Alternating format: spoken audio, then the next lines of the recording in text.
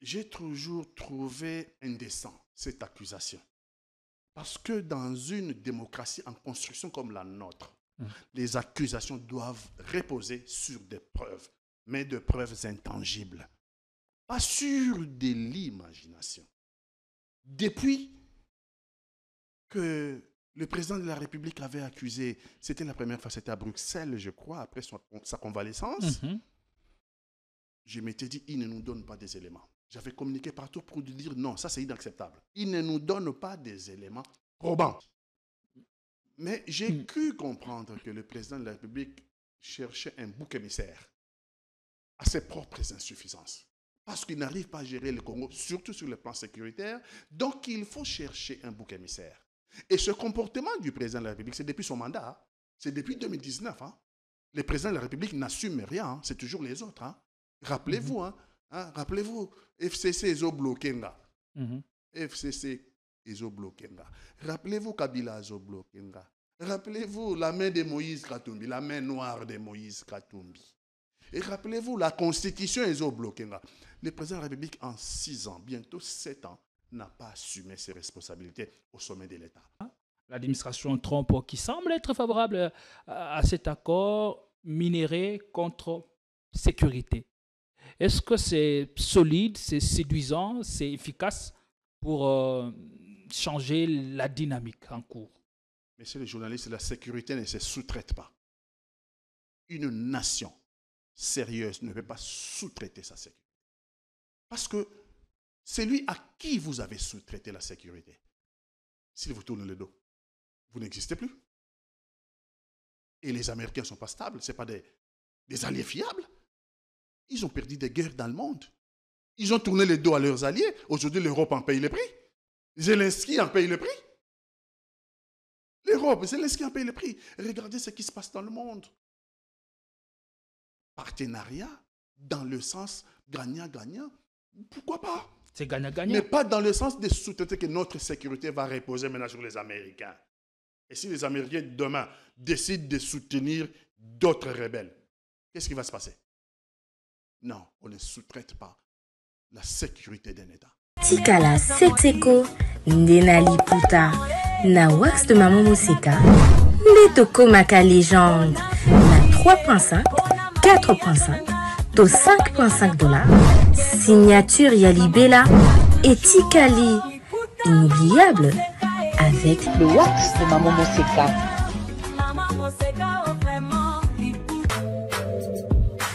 Pour un mariage chic, élégant et de haut standing, voici la salle Continental House Funa. Pour toute conférence, anniversaire, mariage et d'autres cérémonies inoubliables, c'est dans notre salle de fête qui répond aux normes internationales.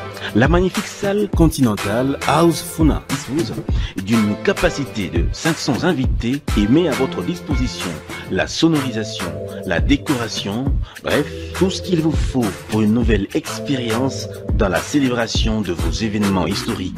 L'hôtel Continental House Funa dispose en outre d'un service et du matériel de qualité et de haut de gamme. Nous sommes sous l'unité 1er rue, avenue des Charpentiers, numéro 1444, référence hôpital HJ.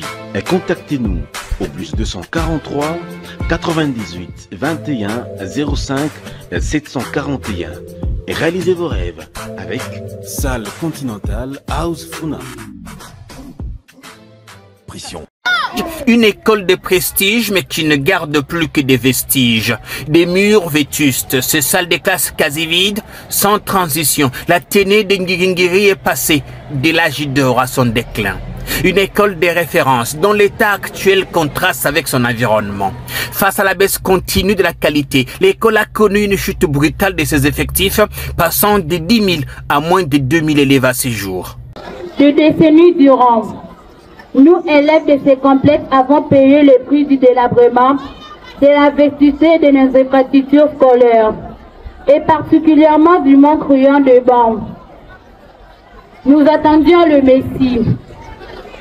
Enfin, le Messie tant entendu s'appelle service national pour avoir inondé nos salles de classe avec 600 bas pupitres. Le Messie, chaleureusement ovationné à son arrivée par ses élèves désespérés. Sur ordre du commandant suprême, le service national, qui n'a été saisi que la semaine dernière par la direction de l'école, a sorti dans ses ateliers de Lancélé 600 bancs pupitres pour sauver ces complexes en détresse. On vous appelle ici le Messie. Est-ce que ça crée en vous un sentiment particulier, mon général? Ils m'appellent Messie, c'est parce qu'ils étaient désespérés peut-être.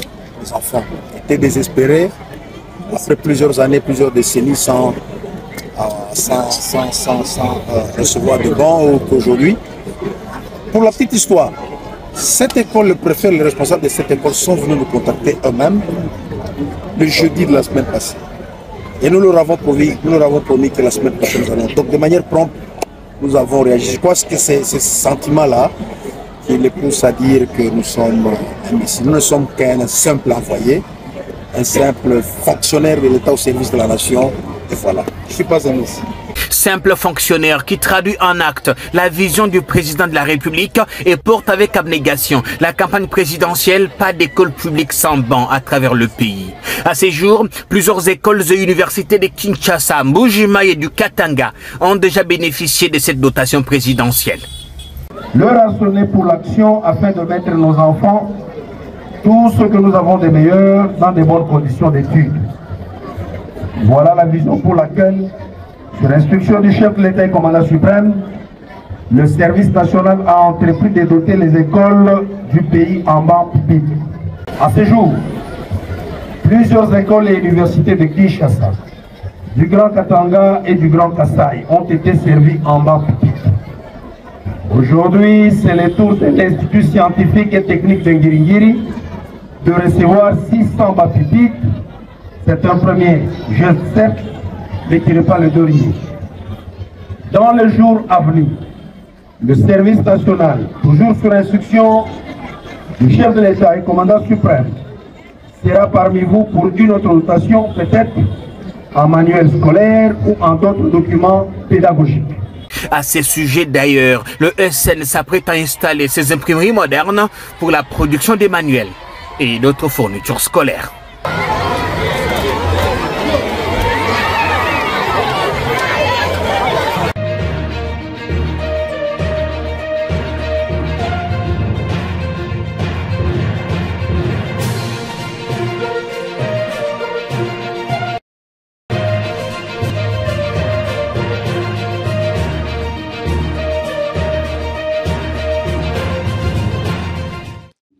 Après la prise de contrôle de Walikale Centre par les M23, qui reste un carrefour de 4 provinces, le Maniema, le Nord Kivu et j'en passe, il faut en comprendre les intentions, élever les options qui convergent vers la cohésion nationale sous l'égide de nos pères spirituels.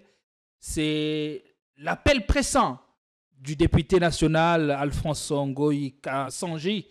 Mesdames et messieurs, nous sommes très heureux de vous retrouver. Nous allons revenir sur cette question d'actualité, mais aussi nous allons nous apaisantir sur la démarche de pères spirituels qui ont rencontré dernièrement le président français Emmanuel Macron, le pacte social pour le bien vivre ensemble continue son bonhomme de chemin contre vents et marées. À Kinshasa, on peine à ficeler la stratégie qu'il faut pour sortir de cette impasse après que pour parler de Luanda n'ont pas tenu.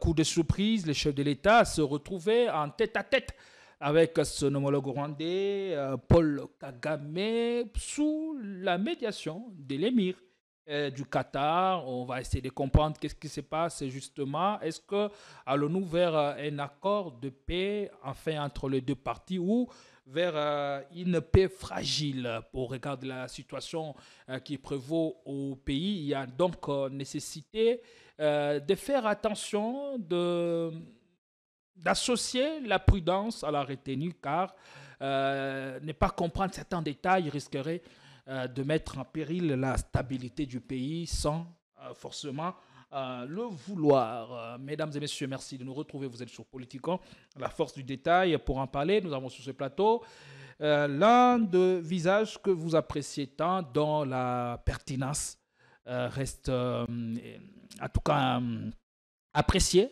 par un plus large public. Je parle de Patrick Katanga. Merci d'être venu. Bonjour, Merci. Comment allez-vous? Merci beaucoup de votre invitation d'aujourd'hui. Et je pense qu'aucun Congolais ne va bien parce que notre pays ne va tout simplement pas bien.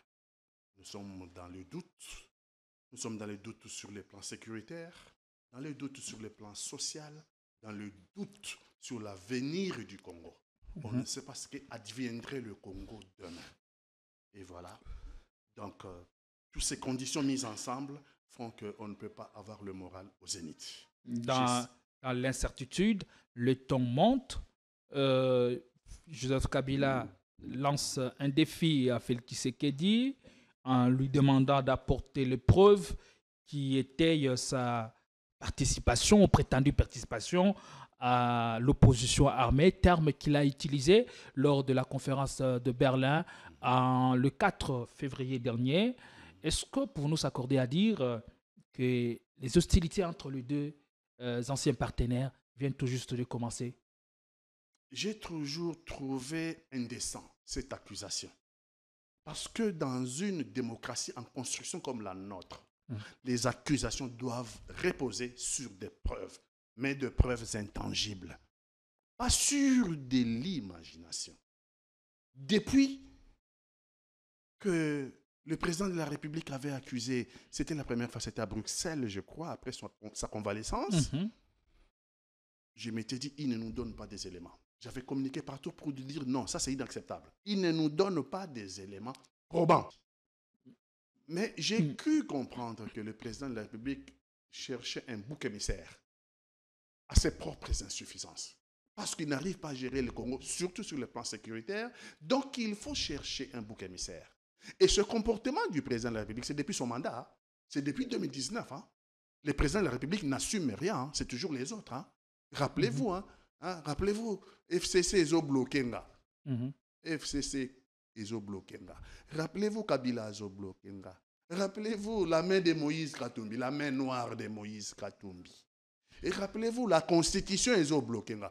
Le président de la République, en 6 ans, bientôt 7 ans, n'a pas assumé ses responsabilités au sommet de l'État. Or, nous sommes une superstructure, la République démocratique du Congo.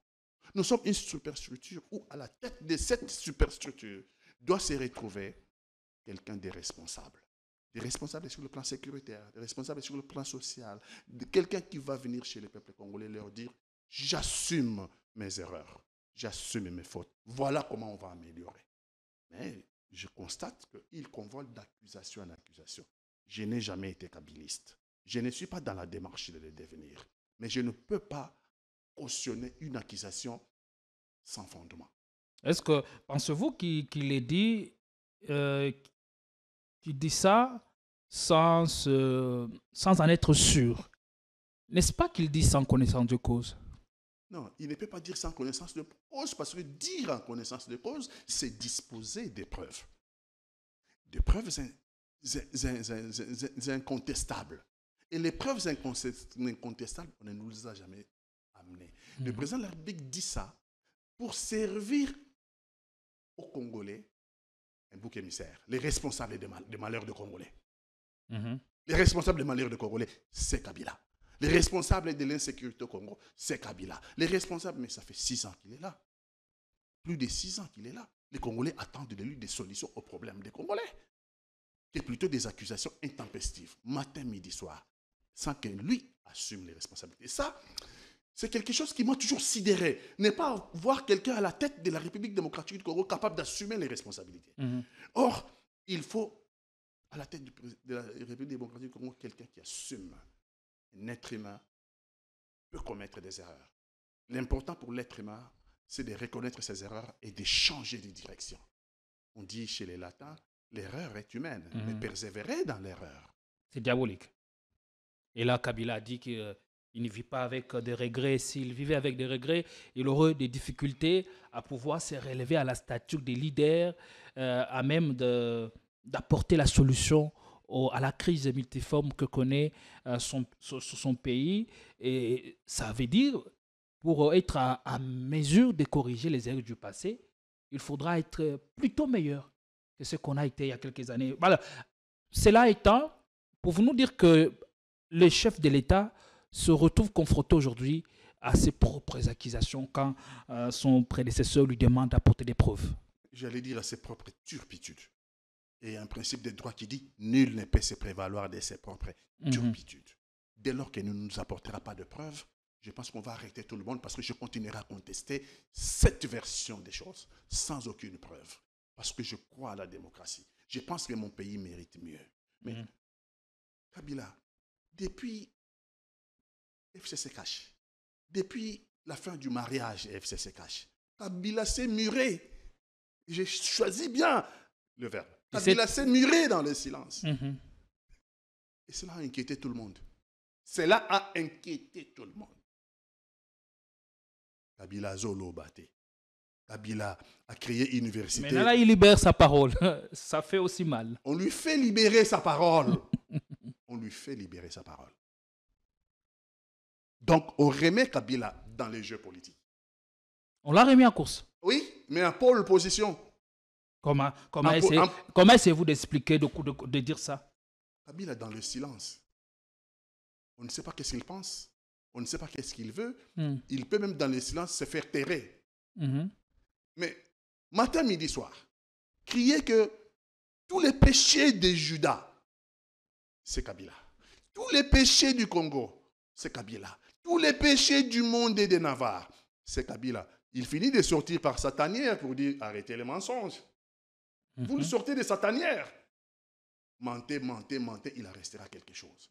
Kabila, aujourd'hui, vous le remettez sur la scène politique. Qu'est-ce qui le remet en course finalement? Est-ce que les bilans merdiques du régime, les accusations gratuites et continues, ou la capacité à ne pas donner au peuple congolais ce dont il a besoin pour sa survie, pour sa dignité, et ainsi de suite? Tout au même moment. Autant le bilan du régime qui est désastreux, autant les accusations infondées du président de la République. Aujourd'hui, accusations reprises par ses partisans, pour ne pas dire fanatiques. Des insultes contre Kabila, c'est inacceptable. Kabila a été 18 ans président de la République démocratique du Congo. Je l'ai combattu. Mais au nom de la République démocratique du Congo, il a droit au respect. Pour avoir été 18 ans président de mon pays, il a droit au respect. Son bilan, mais comme tout bilan de toute entreprise, il a les passifs, il a l'actif. Laissons le peuple congolais seul juge, seul vrai juge. Le moment viendra où même l'histoire, qui est une science, se penchera sur les bilans de Kabila. Mais les insultes sont insupportables. Et Kabila est sorti au même moment contre les insultes, au même moment contre les bilans du régime qui est désastreux, au même moment contre les risques que le Congo disparaisse. Aujourd'hui, nous parlons Congo, mais en réalité, la configuration physique du Congo aujourd'hui, elle n'est plus celle de 1960, quand nous avons acquis l'indépendance. On a empiété aujourd'hui avec l'insécurité. Il y a des pans entiers de notre territoire, qui ne sont pas contrôlés par le pouvoir central. Donc, ceux qui donnent des ordres là-bas, ceux qui font le commerce là-bas, ils n'ont pas à respecter ni les lois de la République parce qu'ils les ignorent, ils n'ont pas à respecter ni les autorités de la République parce qu'il n'y a pas d'autorité de l'État là-bas. Notre pays est en morcellement et il court les risques de sa disparition. Et comment Kinshasa devra dorénavant gérer cette situation, puisque Joseph Kabila, en tant qu'ancien chef d'État, il n'a jamais mis une croix à la politique, moins encore à la diplomatie. Il continue à faire, à s'accorder ou à se livrer à cet exercice tout le jour. Et s'il devra activer son réseau relationnel, ses cartes, en présentant les accusations dont il est objet aujourd'hui par le pouvoir de Kinshasa, vous pensez que c'est à ce niveau-là que tout risque de se jouer? Il a dit, Kabila lui-même, si j'étais celui qui est le chef de ces... Si j'étais complice de Nanga. La situation ne serait pas là où elle en est aujourd'hui. Oui, parce qu'il a été 18 ans Il connaît qui contactait, quelle alliance formée, Oui, il connaît par où passer. Donc, Oui. il est inimaginable de voir Kabila aujourd'hui passer par des voies détournées. Non, il est inimaginable. Kabila a été 18 ans président de la République démocratique du Congo. Kabila a organisé des élections et a fait une passation civilisée du pouvoir. Attendez, je ne comprends pas. Pour un militaire, un haut militaire de son rang, il fait la passation civilisée du pouvoir et il rentre dans la forêt. Il n'y a pas de logique. Il n'y a pas de logique. S'il ne voulait pas faire la passation civilisée du pouvoir, il n'allait pas le faire. S'il ne voulait pas organiser des élections démocratiques crédibles, apaisées comme il n'allait pas le faire. Beaucoup disent que c'est par pression qu'il a fait. Oui, peut-être par pression, mais il y a des résidents en Afrique ici qui ont résisté aux pressions.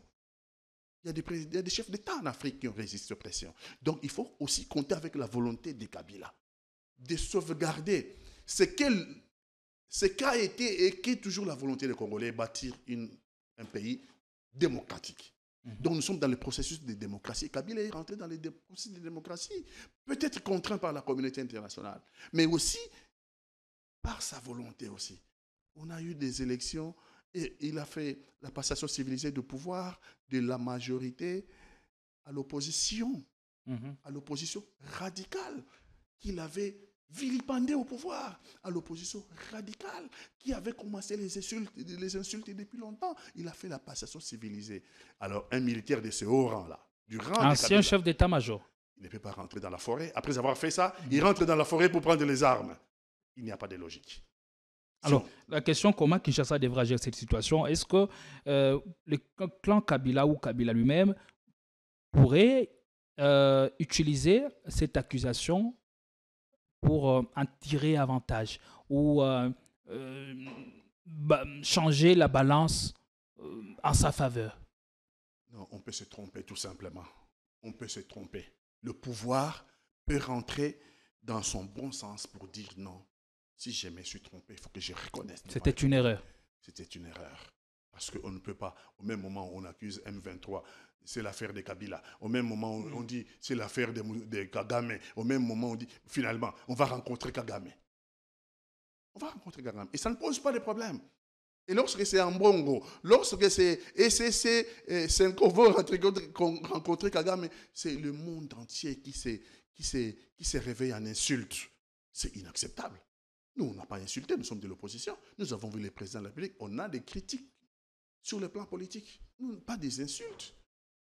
On va peut-être y arriver.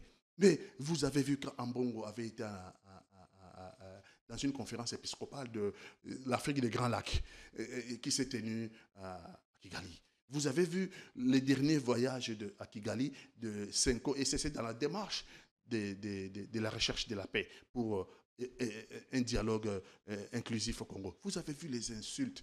Non, je vais peut-être en terminer là, mais j'ai fait le tour du monde. J'ai été dans tous les continents du monde. Merci. Aucun pays.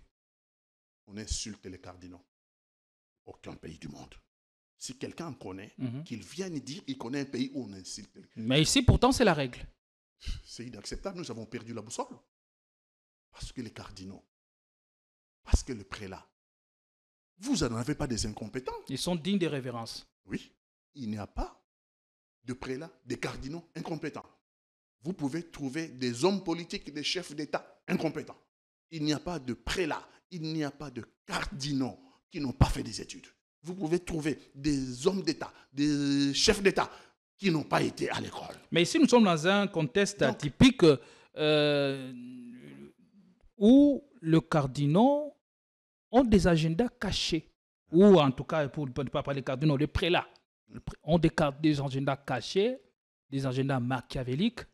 Et pour certains, ils seraient en train de préparer l'élite du prochain président devant venir ou succéder à Félix Tshisekedi.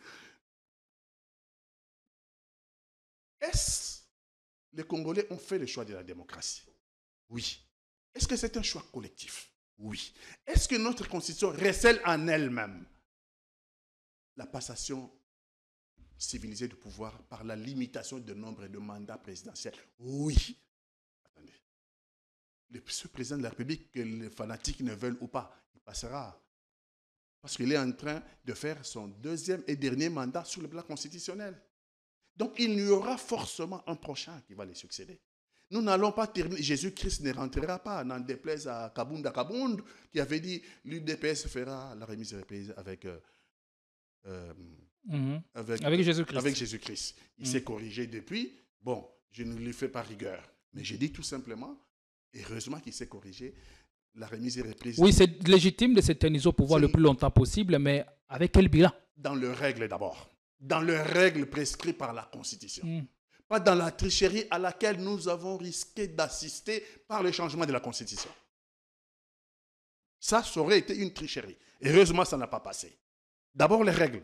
C'est maintenir... Bon, le projet n'est pas encore enterré, Pati Katanga. Oui, le projet n'est pas encore enterré, mais je pense qu'avec les problèmes que nous avons, les prélats sont en train de chercher à ce que les Congolais se parlent les yeux dans les yeux. Ça, c'est aussi un des problèmes qu'on devra discuter dans le forum, que les prélats catholiques et les pasteurs de protestants sont en train de chercher à mettre en place, parrainés par la communauté internationale, pour que les Congolais puissent se regarder en face et se dire la vérité.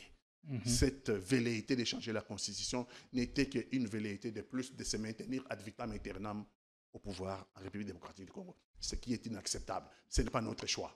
Et quand Kabila dit que le problème est plus profond qu'on ne le pense, que Félix Tshisekedi c'est le problème, en même temps la solution, comment interprétez-vous sa conclusion dans l'interview qu'il a donnée récemment? Félix Tshisekedi est effectivement le problème. Oui, il est le problème. Si nous en sommes arrivés aujourd'hui à ce point-là, où sur tous les fronts, notre armée décroche et M23 AFC avance. On décoche. On décroche. On décroche même dans les pires conditions. Vous avez vu le procès à Bukavu avant que Bukavu ne tombe, le procès des pillards. Le procès des pillards, des militaires, des FARDC, des pillards. Vous avez vu les images à Uvira, où l'armée congolaise, les FARDC, était en train de fuir sur base des rumeurs. Sur base des rumeurs, alors que AFC M23 était encore au pont Camagnola. Entre les deux, il y a à peu près 45 kilomètres, mais sur base des rumeurs. Et puis, bon, vous avez vu que même l'évêque d'Uvira a risqué sa vie, parce que les militaires se sont déversés dans la ville d'Uvira et ont saccagé la ville d'Uvira. Nous avons vu les images et puis les sources médiatiques nous ont rapporté l'information. Donc, si nous en sommes arrivés là, ce n'est pas le problème de nos militaires. Nous en avons des bons, même des très bons. Le problème, c'est à quel niveau? Le problème, il est politique. Est-ce que si c'est un problème de motivation, le chef de l'État a dit que la solde de militaires a été significativement valorisée. Aujourd'hui, un militaire touche près de $500 contre $100 auparavant. Monsieur le journaliste, là aussi, il me donne l'impression, le président de la République, d'avoir rien compris. En tout cas, en matière de défense et sécurité. En tout cas, dans ce domaine-là, il n'a pas compris. Le problème de l'armée est un problème structurel. On ne va pas faire les détails ici, on prendra tout le temps. Le problème de l'armée est un problème structurel. Donc, à un problème structurel, réponse structurelle. Le président de la République nous amène une réponse conjoncturelle. Il nous amène une réponse conjoncturelle à un problème structurel. Ça pose problème. Le problème des traitements des salaires de militaires, c'est un point conjoncturel dans le problème structurel. Mais le problème de l'armée, c'est un problème structurel. Nous avons un problème de forme. Nous avons un problème d'abord de recrutement. Après le problème de recrutement, nous avons un problème de formation. Après le problème de formation, nous avons un problème d'entraînement. Après le problème d'entraînement, nous avons un problème social de traitement des dépendants de militaires, policiers et des services de sécurité. Nous avons des problèmes des écoles. À l'époque, il y avait des écoles de cadets. On avait des écoles de pupilles de la nation. Les pupilles de la nation, c'est quoi? C'est les enfants dont les parents sont morts au front. Et dont la République les prend en charge. À l'époque de Mobutu, il y avait dans tous les camps militaires les écoles des pupilles de la nation. Il y avait aussi les écoles des cadets. C'est quoi l'école des cadets? C'est l'école des enfants de militaires. Parce que les militaires sont en perpétuelle mutation. Les militaires sont en mutation permanente. Donc, ils ne peuvent pas suivre les rythmes scolaires selon que c'est fixé par l'éducation nationale. C'est pour ça qu'ils avaient leurs écoles dans le camp militaire. Vous êtes à Kinshasa aujourd'hui, en plein année scolaire, nous sommes au mois de mars. Vous êtes muté à Kotakoli. Vous êtes muté pour des raisons de service à Kotakoli. Vous allez partir avec femmes et enfants. Mais quand vous arrivez là-bas, dans le camp, vous avez l'école des cadets, vous avez l'école des pupilles de la nation, vous pouvez les inscrire dans l'école parce que l'école connaît que vous êtes militaire et donc à tout moment, lorsque vous êtes en mutation, on peut inscrire vos enfants. Toutes ces écoles-là sont en décrépitude et ça n'existe presque plus. Donc nous n'avons pas su répondre aux véritables défis. Non, on n'a pas su répondre aux véritables défis. Les problèmes de l'armée étaient un problème structurel.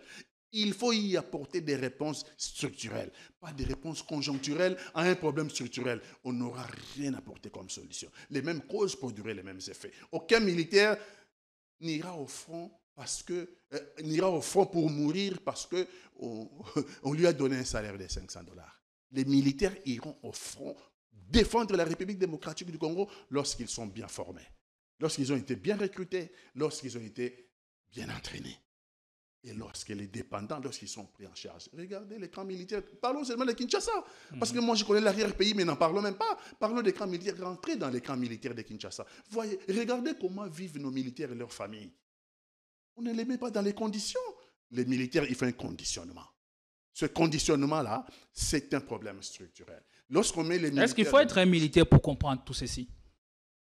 Non, on n'a pas besoin d'être militaire pour comprendre tout ceci. Si on est un homme politique, on est un homme d'État, on s'informe. Rodé dans la gestion de la chose publique. Oui, il y a même des écoles de formation ici. Non, est-ce que pour parler économie, il faut être économiste? Est-ce que pour parler, je ne sais pas moi, football... Je pose cette question parce que dans ces pays, nous avons vu l'armée sous la direction d'un militaire, c'est mieux porté qu'avant. Je vais dire que peut-être qu'il comprend mieux le problème parce qu'il sort de leur rang. Peut-être que c'est un avantage de ce point de vue-là. C'est un atout. Oui, mais ailleurs aussi, il y a tous les chefs d'État du monde, et surtout d'Afrique, ils ne sont pas tous militaires. Ailleurs, on a des structures déjà bien assises. Ce n'est pas la même chose que chez nous. Nous pouvons faire comme la Côte d'Ivoire. Nous pouvons faire comme le Sénégal. Il n'y a pas de militaire à la tête du Sénégal. Il n'y a pas de militaire à la tête de la Côte d'Ivoire. On peut continuer comme ça. Ghana, qui vient faire des élections, Mahamat Dramani. Donc, nous pouvons faire ce que les autres font de mieux. Au moins en Afrique, j'ai cité des pays africains. C'est l'Europe, ça fait longtemps. Bon, mais en Afrique, on peut regarder ce qui marche. Et on peut copier ce qui est bon. Nous ne sommes pas obligés, ad vitam aeternam, de rester dans la médiocrité. Oh, Congo, qu'est-ce qui nous a pris? Qu'est-ce qui nous a piqué? Il y a des problèmes auxquels on n'a pas même de débat à faire. Un président de la République, quand il arrive à la tête de notre pays, il doit maîtriser les b.a.-ba des défenses. C'est un choix qu'on fait ou cela nous est imposé? Rien ne nous est imposé. Tout est notre choix. Personne ne peut me dire que les États-Unis l'ont imposé et lui a accepté. Mais voter dans la médiocrité, c'est un choix que nous faisons. C'est un choix délibéré.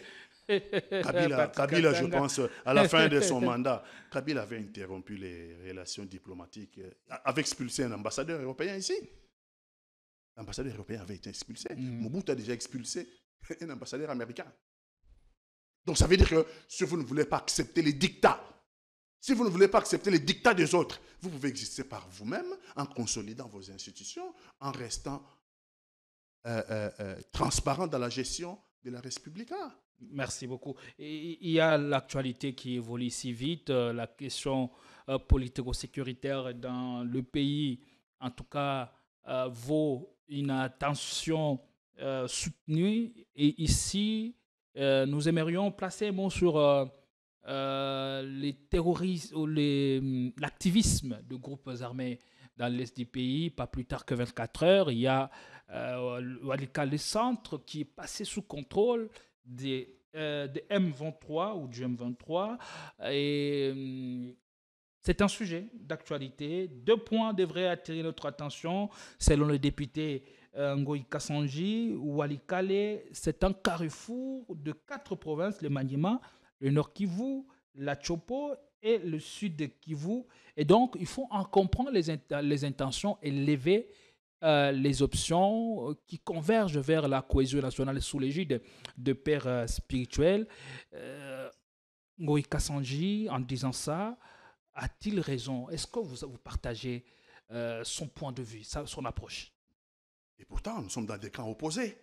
Mais le bon sens reste le même, qu'on soit de la majorité ou qu'on soit de l'opposition. Oui, bien sûr que Goïka Sanji a raison. Bien sûr qu'il a raison. Notre pays est en danger. Walikale est au carrefour. Vous avez la Nationale 3 qui vous amène à Lubuntu. Et quand vous êtes à Lubuntu, cette Nationale 3 continue jusqu'à Kisangani. Et quand vous êtes à Walikale, vous pouvez facilement aller en Ituri. Vous pouvez facilement aller d'ailleurs, Walikale en tant que territoire est collé à Massissi. Collé à Massissi. Massissi, c'est dans le Nord Kivu. Dans le Nord Kivu. Walikale aussi, c'est dans le Nord. Dans le Nord Kivu. Ah, c'est lorsque vous êtes sur la Nationale 2, et après Sake, vous avez Mouchake, vous avez Massissi. Si vous continuez, vous tombez sur Walikale. C'est la continuité de Massissi, Walikale. C'est la continuité de Massissi. Et donc, vous avez... Donc, Walikale ouvre sur la RN3. RN3. RN2 ouvre sur Massissi et Walikale ouvre sur RN3 pour aller vers Lubuntu. OK. Donc, c'est une continuité. Et le danger, c'est quoi?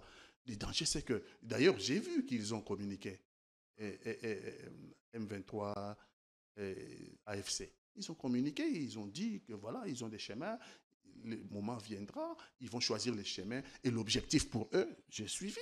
L'objectif pour eux, c'est Kinshasa. Ils l'ont dit. Non, ça, c'est... Il est permis de rêver. C'est peut-être... les mêmes M23, sous Kabila, a promis de marcher sur Kinshasa. Il y a même certains individus qui ont pondu des analyses apocalyptiques, annonçant même la fin du régime de Kabila, mais ils n'y sont jamais parvenus. Oui, peut-être que c'est une pression de plus. Nous sommes devant une guerre, non? Imposée. Mais puisqu'ils ne trouvent, d'après eux, ils ne trouvent pas un rempart en face d'eux, ils peuvent rêver, non? S'il n'y a pas en face une force capable de vous arrêter, vous finissez par rêver. Alors, comment faire pour estomper ou stopper de manière stratégique et même clinique l'avancée du M23? Aujourd'hui, les fronts diplomatiques ne marchent pas. On le constate bien. Le jour où, le 18 mars, le jour où le président de la République va rencontrer à Doha le président de la République du Rwanda, le président de la République démocratique du Congo va rencontrer le président du Rwanda, au lendemain, Walikale tombe. Ça nous pose un problème alors qu'ils ont signé le cessez-le-feu. Il y a eu un communiqué officiel de cessez-le-feu immédiat. Et au lendemain, Walikale tombe. On trompe qui là? Il y a une histoire, il y a une stratégie de tromperie quelque part. Qui trompe qui? Il faut se poser des questions. Et M23 a suspendu sa participation à Luanda parce qu'il devait rencontrer dans les négociations directes les délégués de Kinshasa. Après avoir suspendu, c'est Walikale qui tombe. M23 est sur plusieurs fronts. Donc ça veut dire que diplomatiquement, tout ce qu'on nous dit, l'histoire de sanctions, l'histoire de... que les troupes rwandaises quittent, d'ailleurs, ça m'a étonné. On a déclaré cessez-le-feu immédiat à Doha, sans que les troupes rwandaises quittent la République démocratique du Congo. Alors que la résolution 2773 dit que les troupes rwandaises doivent quitter. Mais nous, on va souscrire à un cessez-le-feu sans faire mention au retrait des troupes rwandaises. Conséquence, au lendemain de cette déclaration de Doha, Walikale tombe. Donc ça pose un problème sur le plan diplomatique. Mais sur le plan militaire, ça pose aussi un problème. C'est lié avec les plans diplomatiques. Sur le plan militaire, sur tous les fronts, le M23 est en position de force par rapport à nous. Parce que nous décrochons. Comment en position de force? Mais nous décrochons sur tous les fronts. Est-ce que le fait d'occuper quelques villes et territoires justifie, vous donne cette position de force? Mais qu'est-ce qui va justifier si ce n'est pas cette position de force? Qu'est-ce qui justifie la position de force en cas de guerre? N'est-ce pas lorsque vous gagnez des batailles? Parce que la victoire, c'est quoi? C'est la sommation des batailles. La guerre, ce n'est pas que sur un seul front. Oui, mais c'est la sommation des... La victoire, c'est la sommation des batailles. Plus vous gagnez des batailles, plus vous avez des chances de gagner la guerre. Moins vous gagnez des batailles, vous perdez de batailles successivement, vous avez plus de chances de perdre la guerre. Et le refus du M23 n'est pas prendre part pour parler de Luanda, c'est au profit de qui? Le refus du M23 n'est pas prendre part, mais c'est dans la stratégie du M23. Avec peut-être son soutien, le Rwanda. Est-ce que c'est à notre profit? Non. Est-ce que ce n'est pas la diplomatie congolaise qui a agi ou qui a fait en sorte que le Rwanda ne puisse pas se présenter à la table de négociation comme prévu? En tout cas, une chose est sûre, c'est que nous n'avons pas de stratégie. Après avoir criaillé, après avoir tracé des lignes rouges, on ne va pas y revenir, on va perdre du temps pour rien. Nous avons marché sur toutes les lignes rouges. Je ne parlerai pas avec les pantins, je ne parlerai pas avec les terroristes. Et les Batouana, il y a Nairobi, il y a Banani, Barigolo. Après avoir tracé la ligne rouge, même s'ils viennent devant ma porte à coucher, la porte de ma chambre ici à l'OIA, je ne leur parlerai pas. Et puis Kagame, je ne le verrai qu'au paradis. Peut-être l'image qu'on nous a donnée, c'était l'image du paradis, hein, mais je me suis rendu compte en regardant la carte physique du monde, que Doha, c'était dans le monde, ce n'était pas au paradis. Donc, nous avons marché sur toutes nos lignes rouges. Qu'est-ce que cela ça veut dire que nous n'avons pas de stratégie de guerre. Cela démontre à suffisance que nous n'avons pas de stratégie. Parce que lorsque vous fixez des lignes rouges, et puis vous marchez sur ces lignes rouges, l'adversaire, vous envoyez un message à l'adversaire que vous êtes faible. Oui, dans un premier temps, on peut procéder ainsi, mais après, on change de fusil d'épaule, parce que dans toute négociation, il y a toujours de différentes propositions ou différents plans, les plans A, les plans B ou même les plans C. Est-ce que Kinshasa n'est pas en train peut-être d'appliquer l'un de ces plans ficelés pour la bataille? Ce que je vois sur le terrain, Kinshasa n'a pas un plan. Kinshasa subit les plans de M23. C'est pas exagéré de votre part, Patrick Katana? Non, ce n'est pas exagéré. Vous ne pouvez pas aller souscrire à un cessez-le-feu immédiat et au lendemain, on vous prend des territoires, on vous prend des centres urbains. Parce que Walikale, les centres, c'est les chefs-lieux du territoire de Walikale. Donc, nous sommes en train de subir. Et comment considérer ce que fait Kinshasa, ou à partir de quel moment nous allons considérer ce que fait Kinshasa comme une victoire diplomatique d'étape? Si vous êtes faible sur le front militaire, depuis que le monde est monde, j'aimerais que quelqu'un vienne me démontrer comment on gagne sur le plan militaire, sur le plan diplomatique. Je voudrais, depuis que le monde est monde, ce n'est pas la diplomatie qui combat, c'est les deux. Lorsque vous êtes fort sur le terrain, sur les plans de combat, votre diplomatie est respectée. Quand est-ce que la diplomatie est forte? Lorsqu'elle est respectée. Lorsque vous êtes sur la table des négociations et que l'adversaire sait ce que vous représentez. L'adversaire sait ce que vous représentez. L'adversaire sait que si les négociations n'aboutissent pas, qu'est-ce qui va lui arriver? C'est là que vous êtes fort. Il n'y a pas d'armée faible qui perd des combats sur tous les fronts, avec une diplomatie forte, qui gagne des combats sur tous les fronts. C'est inconcevable. Si nous sommes faibles sur le plan militaire, ce n'est pas la diplomatie qui nous donnera la victoire. Donc la diplomatie est comme... et c'est que sont les instruments pour la chorale ou la musique? C'est les instruments. Si vous n'avez pas de bons musiciens, le son sera désagréable. C'est exactement ça.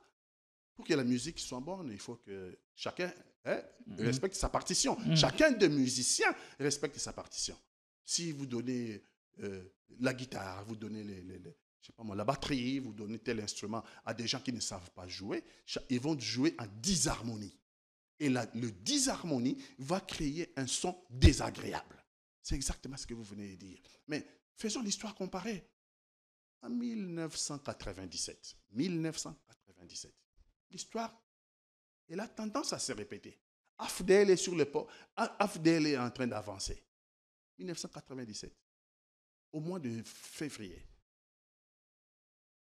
le Conseil de sécurité prend une résolution qui ressemble à celle-là, qui ressemble à la 2773. Demandant aux troupes rwandaises, encore, c'était déjà, demandant aux troupes rwandaises de quitter les territoires zaïrois de l'époque. 3 mois après. 3 mois après, Mobutu a détalé.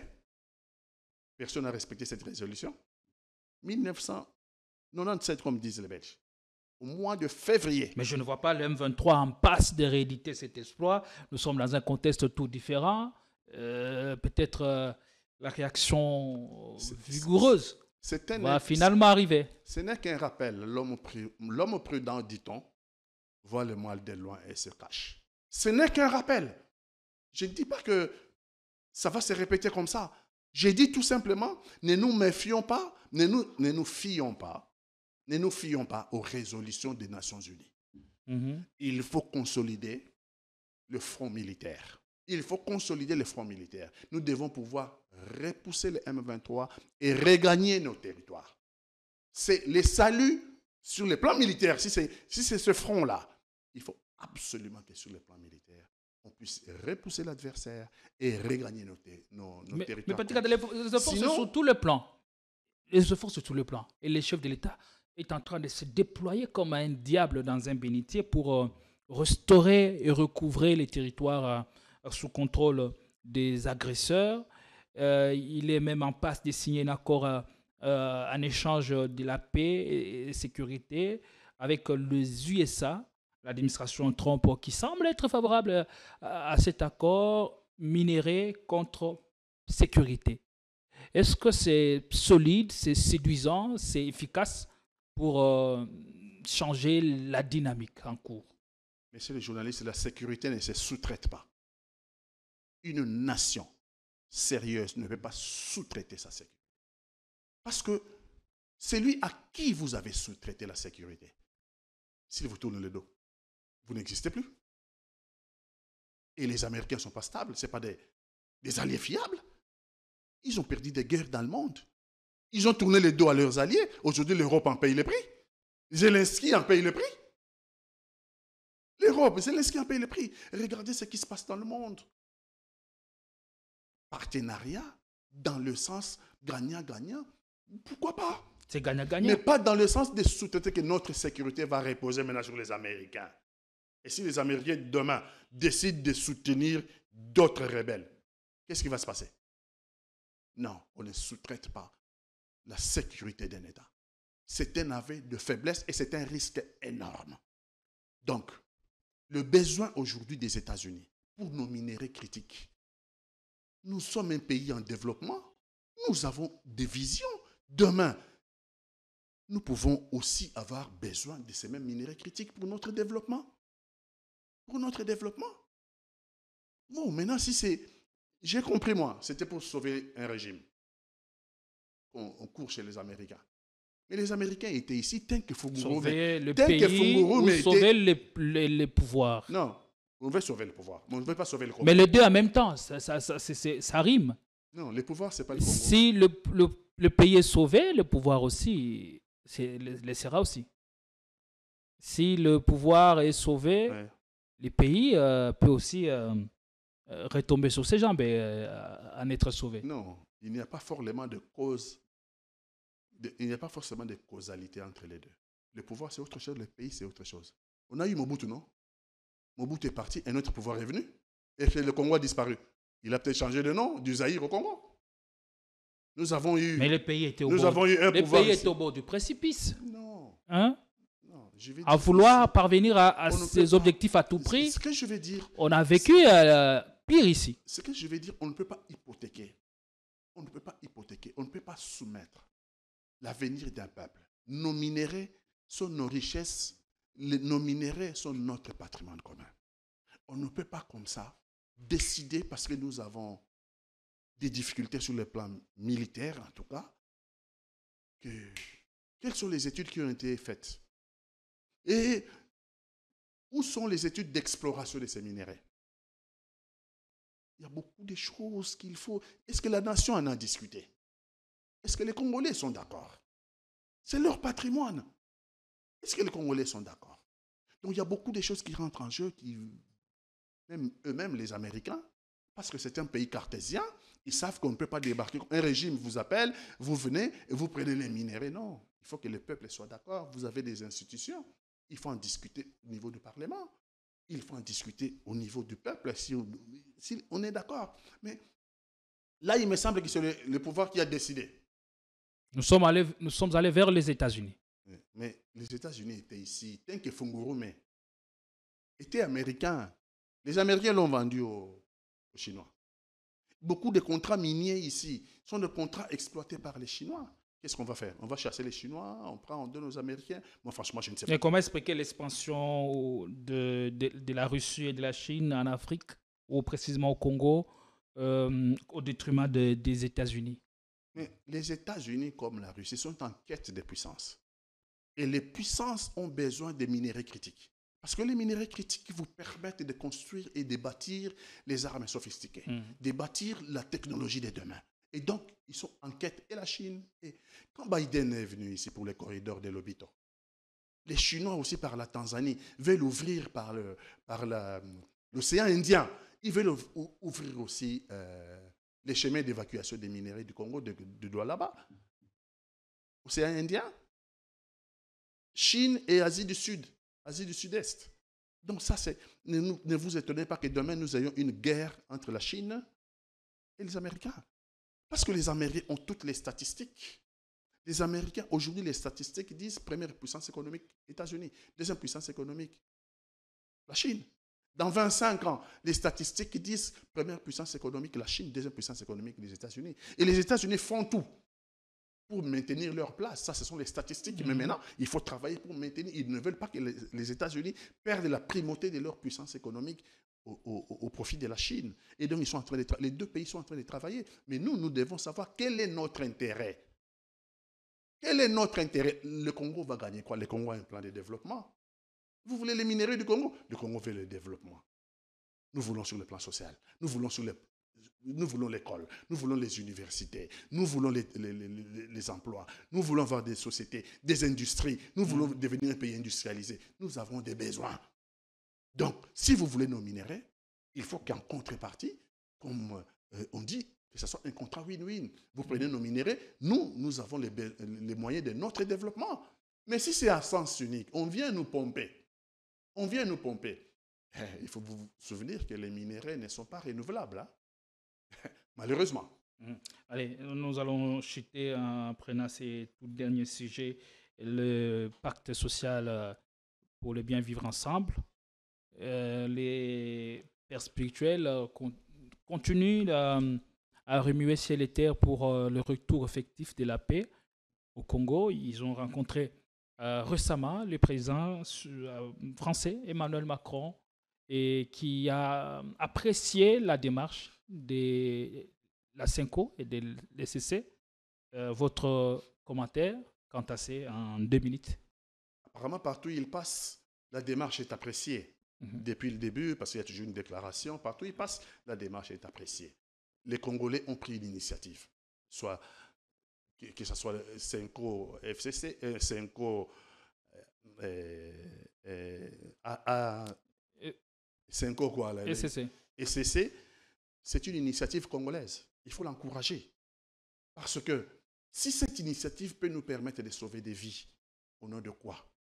Nous savons très bien que notre pays est en difficulté, notamment sur le plan militaire. Si nous pouvons nous mettre sur table et puis trouver des solutions sans qu'il y ait de perte de vie, moi j'encourage l'initiative et c'est ces 5 ans parce que ça permet de sauver des vies. Aujourd'hui, qu'est-ce que je vois? Je vois que le régime a marché ses propres lignes rouges en allant négocier avec M23 à Luanda. Le régime a marché sur ses propres lignes rouges en allant à Doha rencontrer le président du Rwanda. Mais si depuis Bunagana, on avait pris cette décision, si depuis Bunagana, les régimes, le pouvoir avait pris cette décision, on aurait bien évolué depuis longtemps. On aurait épargné surtout des vies humaines. On aurait épargné surtout des vies humaines. Donc là, maintenant, si on arrive à la solution, Luanda ou Doha, si on arrive à la solution, donc il y a des gens qui seraient morts pour rien. On aurait laissé les gens mourir, on aurait fait une guerre de plus pour rien. Alors sortira quelque chose de solide? J'ai dit l'hypothèse. Si jamais il devait sortir quelque chose de solide, ben, il aurait fallu le faire dans ce cas-là. Depuis Bunagana, on aurait épargné des vies. Donc l'initiative de l'Église catholique, de la CENCO et de l'ECC a l'avantage d'épargner des vies congolaises, qu'il n'y ait plus de morts. Le seul objectif poursuivi par cette initiative, c'est l'instauration de la paix, et la paix durable et pérenne en République démocratique du Congo. Il n'y a pas d'autres objectifs derrière. Ceux qui ont d'autres objectifs derrière, c'est ceux qui pensent que le pouvoir leur appartient, que le Congo est un héritage. Et donc, dans un probable dialogue, il est possible qu'on partage le pouvoir. C'est les arrière-pensées. La Senko, ni les CC n'ont pas dit ça. On a d'ailleurs posé la question. L'air de marche ne repose pas sur ça. La particularité qu'ils ont, c'est de rencontrer, avoir une démarche transnationale, au-delà des frontières nationales, rencontrer tous les acteurs impliqués dans ce qui se passe au Congo. Exactement. Donc on peut avoir un dialogue à plusieurs étages. On peut avoir un dialogue entre Congolais. Dans la sous-région. Quand je dis entre Congolais, il faut entendre ici les Congolais qui sont au M23, donc ce qu'on appelle l'opposition armée. Ils doivent être sur la table. Ce sont des Congolais, ils ont des revendications. Et puis l'opposition politique, la société civile, et puis après ce dialogue, si nous nous mettons d'accord, nous nous lavons les mains, nous décidons de partir de bon pied dans la région. Dr Mukwege a parlé de la conférence internationale sur les Grands Lacs. On va arriver à la conférence parce qu'il y a des implications des pays voisins, notamment les pays du Grand Lac.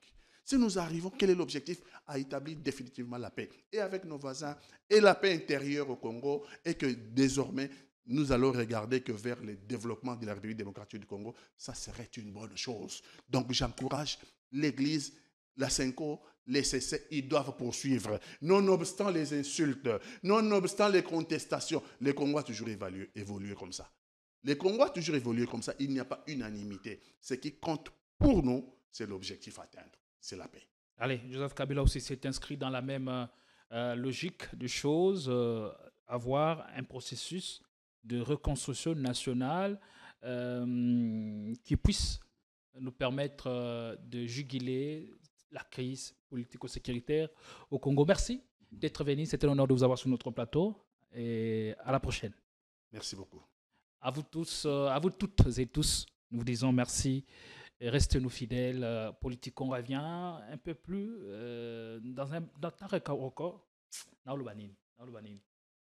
Politique, on revient dans un plus bref délai avec la même dose de plaisir. Portez-vous bien.